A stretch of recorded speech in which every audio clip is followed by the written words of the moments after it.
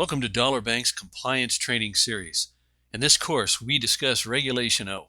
We'll cover what it is, why the regulation exists, and what are the different elements of the regulation, and all of the terminology involved. So let's get to it. To first answer the question, what's in it for me, the answer is simple. The banking industry is one of the most highly regulated industries, and in most cases for good reason. Some people say we're in the money business, and that's true. But more so, we're in the trust and integrity business. People and companies trust us with their money. They trust us to be prudent and careful while giving them a safe return on their investment. Part of that trust involves ensuring complete compliance with federal banking regulations. Thus, our chairman, Mr. Milburn Drysdale, has established compliance policies that include specific training objectives. In the case of Regulation O, the policy is that the bank employees complete Regulation O training at least once a year. What is Regulation O? Simply, Regulation O is one small part of something called the Code of Federal Regulations, and specifically the regulation is defined by Section 22H of the Federal Reserve Act. But around the bank, it's commonly referred to as Rego. What's the point or purpose of Regulation O? The point is to make sure our bank loans money or otherwise extends credit to everyone under the same terms and conditions, and particularly to ensure that bank insiders, typically senior executives and board members, are given no preferential terms or conditions if and when the bank lends them money. It's about being completely transparent when it comes to loans and credit extensions to those who really have the greatest control over the overall loan portfolio. The scope specifically defines who a bank insider is according to the federal government. It defines the term extension of credit. It defines how much money can be loaned at one time and limits of lending to an individual and to all parties in aggregate. And finally, it defines the bank responsibilities with regard to keeping records and providing reports of insider lending activities. Why is Regulation O important? In other words, other than our core values of trust and integrity, which are primary if for no other reason, it has the attention of all bank executives because, in many cases, the banking executives themselves assume personal liability for loan and credit extensions to insiders. Just like any of us, if our own personal money were on the line in our day-to-day business decisions, I'm sure you'll agree, we take a strong interest in making sure we comply with regulations.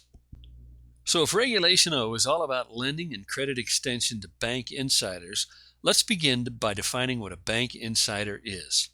Generally, we're talking about the senior executives and managers who actively participate in establishing and managing policies and decisions about loans and other extensions of credit.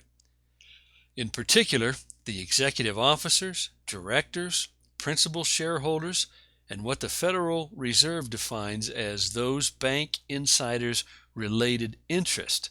And that's a term we'll cover a little later on in this course.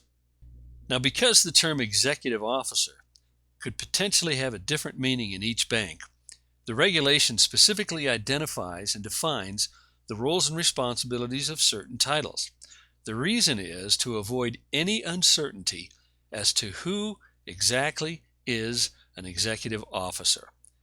In every bank charter, the role and title of chairman of the board, the president, every vice president, the cashier, the secretary, and the treasurer must exist and be staffed by a named individual. The one exception of this rule is if the executive officer doesn't actively participate in making and managing policy decisions of the bank. The definition of a director is simply and easily defined as a member of the bank's board of directors. All banks have a board of directors. While this slide recites the official wording from the published regulation, I'll focus in on the word principal. Basically, if the person or his or her immediate family members own more than 10% of the stock of the bank, that person is a principal shareholder. Now, in particular, the stock, otherwise known as securities, has to be considered voting securities. By voting, it means that the ownership of the stock or security entitles the stockholder to vote on company making policy decisions. The concept of a related interest is meant to address transparency. Not only should a bank ensure that no individual receive preferential terms and conditions, but also any other business or political entity controlled by that individual insider. To that end, related interest is defined as a company that's controlled by an insider or a political campaign that's either controlled by that person or directly benefits that person. What the regulation means by extension of credit is generally most types of loans and credit lines. And when extending credit to insiders, the spirit of the regulation is to ensure the bank doesn't give insiders any preferential terms, payment structures, or interest rates. And just as importantly, to ensure that extending credit to an insider is no more risky than lending to anyone else. Here is the actual wording of the regulation which concisely defines extension of credit. I think the key phrase in the wording is an extending of credit in any manner whatsoever. The word credit has specific definition in the banking industry. According to Investopedia, credit is an amount of funds financial institutions are willing to provide an individual or organization. Here you see a list of all kinds of examples of extensions of credit. The point is, there are very few types of advances of money that don't qualify as an extension of credit to a person or entity. A few types of money advances that don't fall under the definition of credit extension within Regulation O aren't loans at all. For example, paying someone in advance of their regular payday for work they've already completed. They did the work, their employer, the bank, owes them the money, but payday is a week away. A bank might pay the insider employee early, but only for work already completed. Two other exclusions are for advanced reimbursement of authorized travel expenses or any other expense incurred or to be incurred by the insider while doing business on behalf of the bank. And finally, to avoid any confusion, when a bank enters into a legitimate business transaction to acquire or pay for property, goods, or services from the insider. As an example, a member of the board of directors may be the owner of a janitorial service that services the bank. So payment to that company for janitorial services is simply a normal business transaction and not a loan. Now, there are parameters and limits involved in extensions of credit. For example, if the extension of credit would exceed the hire of $25,000 or 5% of the bank's unimpaired capital and surplus, the loan department would need prior approval from the board of directors. Any loan under this amount doesn't require the prior approval. Again, when it comes to lending limits, there are individual and aggregate limits.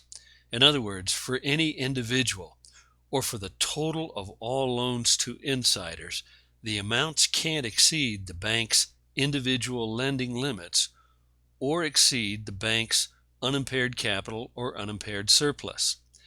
By the way, Regulation O specifically defines how to calculate unimpaired capital or unimpaired surplus, but that's beyond the scope of this basic compliance training course.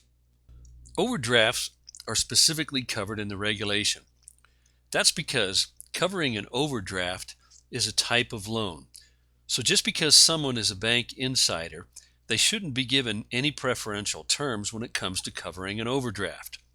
Most of the time, when you open a checking account or apply for a bank-issued credit card, the terms and conditions for covering overdrafts are spelled out and agreed to in advance.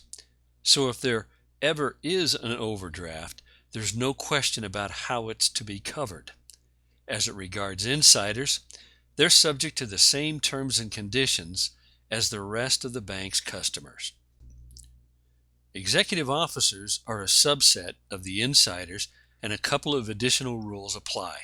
Only two executive officers. First, all of the restrictions for all insiders apply. But in addition, the bank can make a loan in any amount to the executive officer for the purposes of his or her children's education, or can make a loan in any amount for the purpose of a home loan, or for any other purpose as long as it doesn't exceed the higher of 2.5% of the bank's unimpaired capital and unimpaired surplus, or $25,000, but never to exceed $100,000. No matter what, any extension of credit must be accompanied by a detailed financial report from the insider, and any extension of credit must be reported to the bank's board of directors, and can become due and payable if the executive director's debt to any other bank exceeds $25,000 or 2.5% of that bank's unimpaired capital and unimpaired surplus. Not only does the bank as an organization have Regulation O compliance responsibilities, but so too do the individual investors.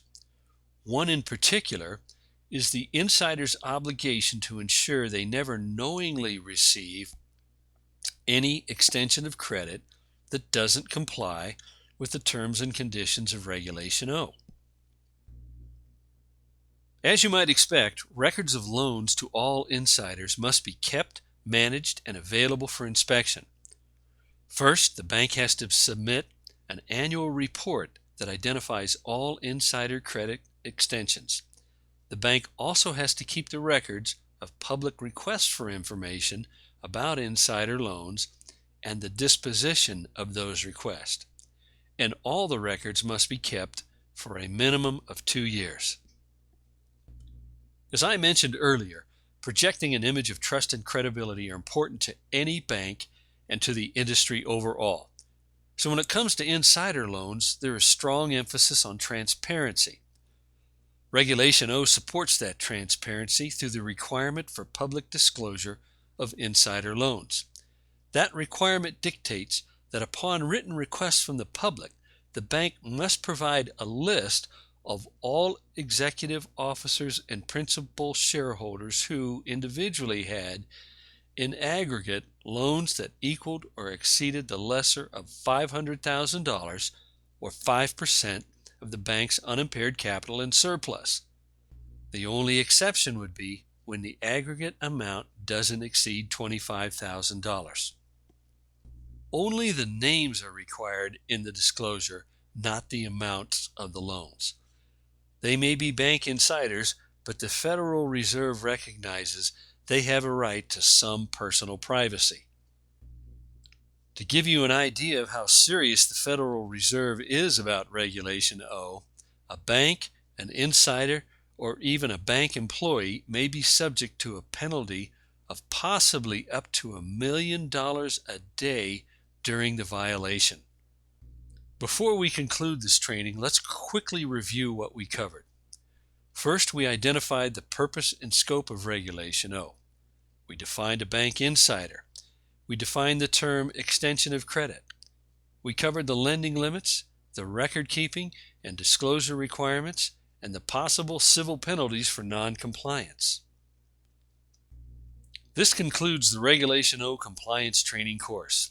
If you have any further questions or need more information, either contact the bank's compliance officer or read the full specifications of the regulation.